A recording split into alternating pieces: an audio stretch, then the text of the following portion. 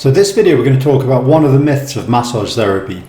You may have been to a massage therapist before and they say that they're helping to flush out toxins from the body, and this sounds really good if you believe in that type of thing. And one of the things they say afterwards is that you should drink loads of fluids, loads of water after to help with this procedure.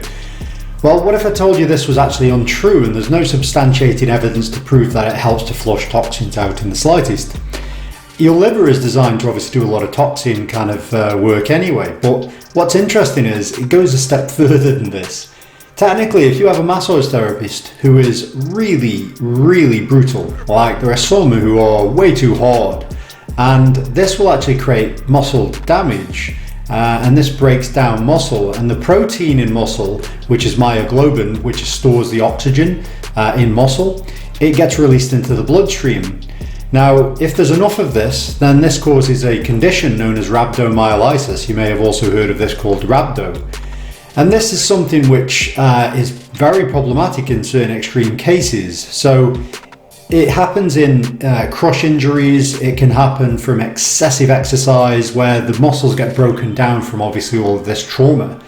And when they get released into the bloodstream, the myoglobin, they basically damage the kidney, and they can cause irreparable damage to the kidney as well.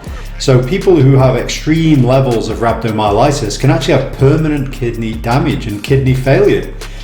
Symptoms of it are, to do with urination related. You've got tiredness, you end up with different coloured wee, so it can be like brown coloured kind of thing, more problems as well. But basically, it's a big problem. Now, don't get me wrong, right? If you just have a normal massage therapy session with normal pressures, then you're not going to cause any problems. In fact, even if you have a rock hard massage therapy session, then you're probably not going to have problems. But if you want to argue about the getting rid of toxins thing, the problem you've got is that by breaking down the muscle to release myoglobin into the bloodstream, this could be classified as toxins because they're not meant to be there and they're in the bloodstream floating around causing damage to you.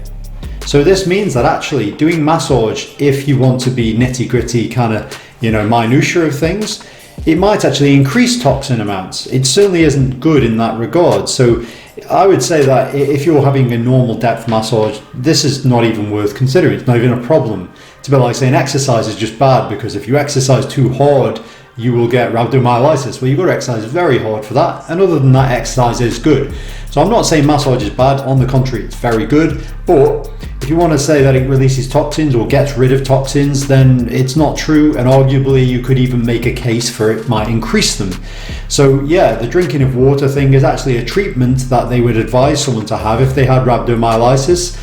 So again, it's the wrong way around in terms of this thinking. But don't get me wrong, right? This is extreme. You'd have to be, the photo or that caricature cartoon of the person giving a massage, ripping the skin off the body.